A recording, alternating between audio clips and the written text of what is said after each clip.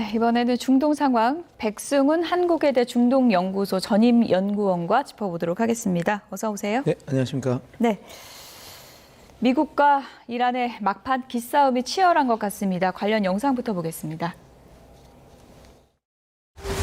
도널드 트럼프 미국 대통령은 2주 휴전 시한을 하루 늘려 22일 저녁으로 못 박았습니다. 갈리바프 이란 의회 의장은 조금 전 미국의 위협 아래에서 협상을 받아들이지 않을 것이라고 SNS에 글을 올렸는데요. بعد اهلی و نقض آتش بس اصرار ورزید اینا همش گواه این هست که آمریکا ظاهراً روند دیپلماتیک جدیتی نداره.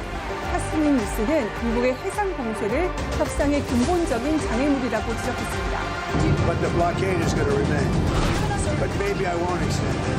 So you have a blockade, and unfortunately, we'll have to start dropping bombs again.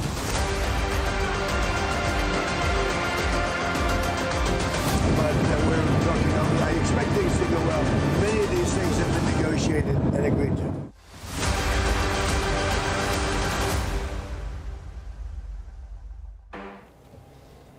네, 휴전 종료 시점이 조금 혼선이 있었습니다. 트럼프 미국 대통령이 22일이라고 해서 처음에는 잘못 말했나 보다. 많은 사람들이 그렇게 얘기를 했는데 은근슬쩍 하루를 미룬 거죠? 어떻게 봐야 됩니까? 미국 시간으로 자기네들이 이렇게 얘기했다라고 예. 했으니까. 예. 근데 좀 말이 되진 않죠. 왜냐하면 우리가 언론에서 계속해서 미국 언론도 21일이라고 계속 이야기를 했기 때문에 아마 그걸 모르지는 않을 거거든요. 예. 그런데 이제 우리는 그 현지 시간 21일이고 미국 시간 뭐 이런 식으로 얘기를 하다 보니까 뭐 약간 트럼프 대통령이 몰랐을 것 같지는 않고 이 협상이 지금 물리적으로 그 마지막 마판까지 서로 줄다리기를 하다가 조금 이게 협상이 이루어지기에는 쉽지 않은 상황이다라고 본인이 판단해서 이렇게 기한을 좀 뭐라 그럴까요? 늘린 것 같습니다. 예. 네.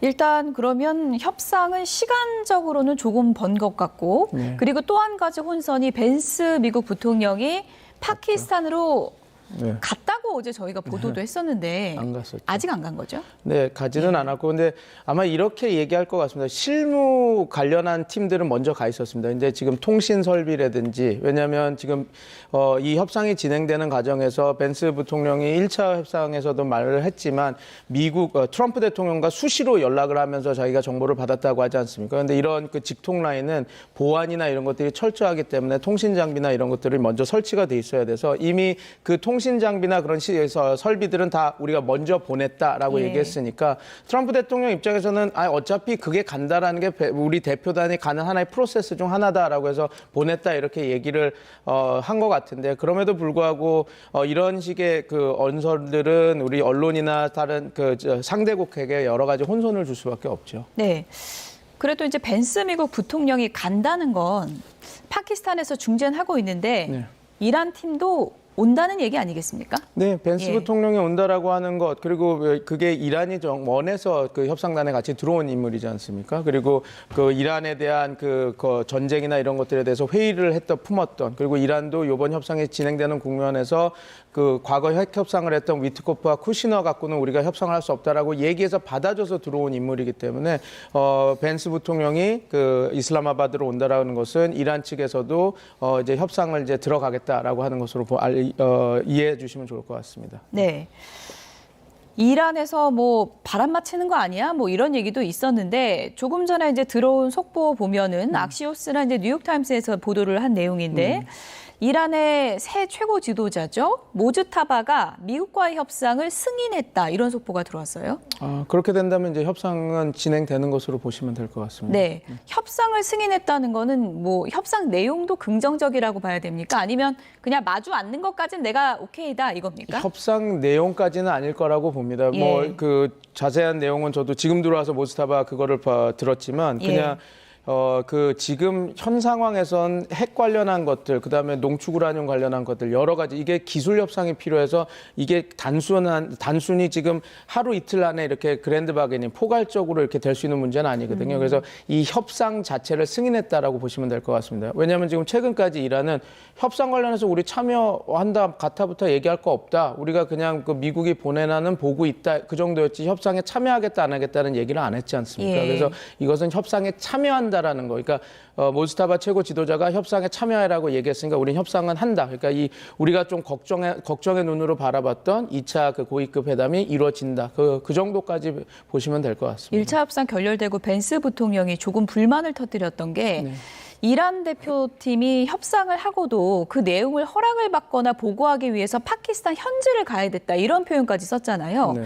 지금 보면은 모즈타바가 실질적인 권력을 행사하고 있다. 이런 게 좀 증명되고 있다고 봐도 되는 겁니까? 모스타바가 그 모든 만기 칠람으로 모든 것들을 디테일하게 얘기하지는 않을 겁니다. 근데 아마 예. 큰 가이드라인은 던졌을 겁니다. 그러니까 뭐 제가 함부로 지금 이야기할 수는 없는 부분이지만 분명히 핵 주권, 우리가 주권할 수 있는 것 상징적인 것이라도 우리가 지켜야 된다 했던 커다란 어떤 가이드라인들은 줬을 텐데 그렇게 다시 한번 말씀드리지만 지금 이란 핵합의라고 하는 것이 이란과 미국의 핵합의라는 것이 그냥 단순한 문제가 아닙니다. 그러니까 일견 JCPOA 2015년에 있었던 포괄적 핵합의에서도 그때 당시 스타로 떠올랐던 두 인물이 이란도 그렇고 미국도 그렇고 MIT 그 핵공학과 박사들 둘이 해가지고 이렇게 했거든요. 그래서 동문들이 만났다. 그래서 역시 오펜하이머 얘기도 해서 우리가 그 핵과학자들이 이렇게 파괴하는 것만 하는 게 아니라 이 핵과학자들이 평화도 이뤄내는구나 해서 많이 이렇게 했었거든요.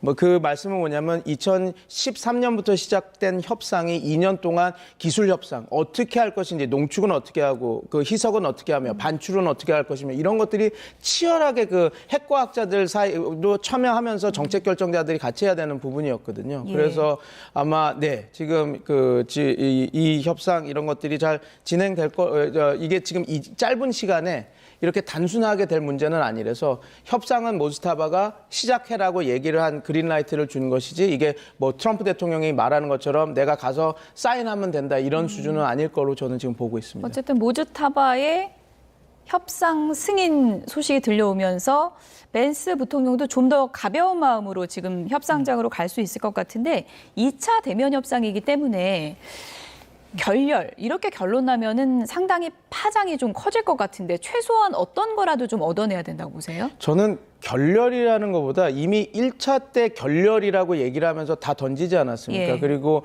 그래서 이번에는 나름 지금 다 그때 당시에는 처음 만나는 것이고 자기들이 원하는 안을 다 던진 상황에서 우리가 뭐가 다르구나를 다 확인한 자리였습니다. 그러면 2차 협상에서는 다르다라는 게 뭔지를 알았으니까 이렇게 스몰 딜들 우리가 합의를 볼 수 있는 부분들에 대해서 다 지금 또 기간이 꽤 상당 지났으니까 있을 겁니다. 그래서 1차처럼 결렬 이렇게 되기보다는 어떤 좀 소소의 합의를 볼 수 있는 부분에서 이게 타협됐고 이거는 이제 했으니까 이제 다음 협상 아닌 요걸로 넘어간다 이런 식으로 하면서 시간을 좀 더 협상 시간을 기일을 좀 늘려갈 수 있는 가능성은 있다. 저는 그렇게 보고 있습니다. 협상 앞두고 뭐 양측의 기싸움이 좀 치열하고 트럼프 미국 대통령은 타결을 낙관했다가 또 모두 파괴시킨다고 했다가 이른바 이거를 롤러코스터 협상법이다. 이렇게 또 신조어까지 생겼습니다. 이게 협상 국면에는 어떤 영향을 준다고 보세요?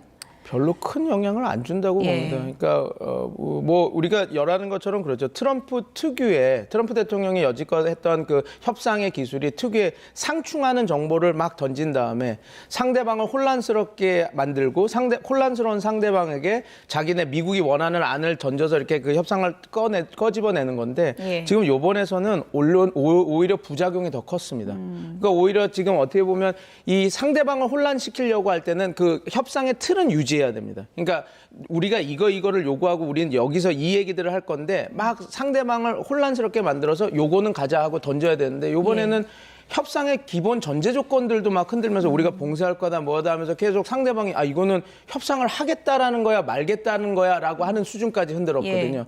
그러면 소위 이렇게 협상이 되지 않습니다. 그거는 유지한 상태로 가야 됐기 때문에 지금 앵커님 질문하신 트럼프 대통령의 이런 분노를 하고 이렇게 왔다 갔다 하는 그 행보가 어쩔 때는 상대방에게 예측성을 던져줌으로써 그래서 자기네들이 미국에 대해서 혼란스럽게 만들면서 미국이 그 순간을 이용해서 이익 극대화를 할 수 있었겠지만 이번 국면에서는 저는 별로 이게 좋게 작동을 하지 않았다. 저는 그렇게 보고 있습니다. 그러니까 협상 끝날 때까지 트럼프 미국 대통령이 인터뷰를 자제하거나 SNS를 자제하는 게 더 도움이 될 것 같다. 이렇게 봐야 될까요? 저는 그렇게 생각합니다.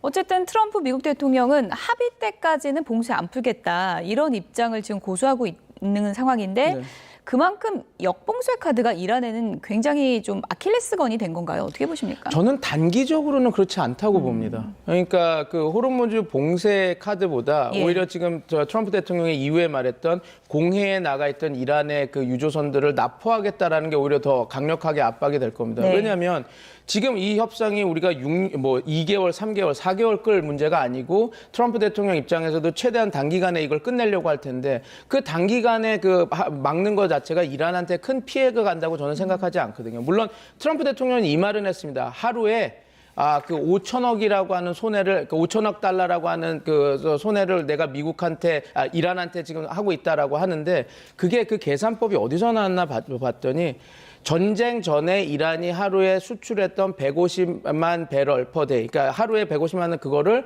석유 가격 80달러로 계산해서 그렇게 이야기를 하는 것이거든요. 근데 예. 그런 단순 계산법으로 지금 이 전시 상황에서 지금 호르무즈 해협이 이미 막혀서 작동을 못하는 상황에서 그걸 단순 계산해서 하루에 이란이 이렇게 피해를 보고 있으니 내가 막으면 협상력이 높아진다라고 하는 생각은 너무 1차원적인 단선적인 생각입니다. 오히려 호르무즈 해협 봉쇄보다 저는 그 뒤에 있었던 지금 공해상에 이란의 그 석유가 1억 6천만 배럴이 떠 있거든요. 예. 그리고 그것을 이제 그 중국이 90%를 수입할 건데 차라리 중국을 압박해서 그 석유를 못 사게 한다든지 아니면 이란에 거기 공해에 나가 있는 그 유조선들을 납포하는 것이 오히려 더 압박이지. 지금 호르무즈 해협 봉쇄를 해서 지금 단기적으로 뭐 한두 달 정도에 이란한테 큰 타격을 줄 수 있는 부분은 없어서 저는 이게 과연 정말 효과적인가라고는 생각이 들지만 트럼프 대통령은 협상장 들어가기 전에 이렇게 해야지 이란이 지금 쓸 수 있는 자기네들의 그 협상력 카드, 그러니까 이 호르무즈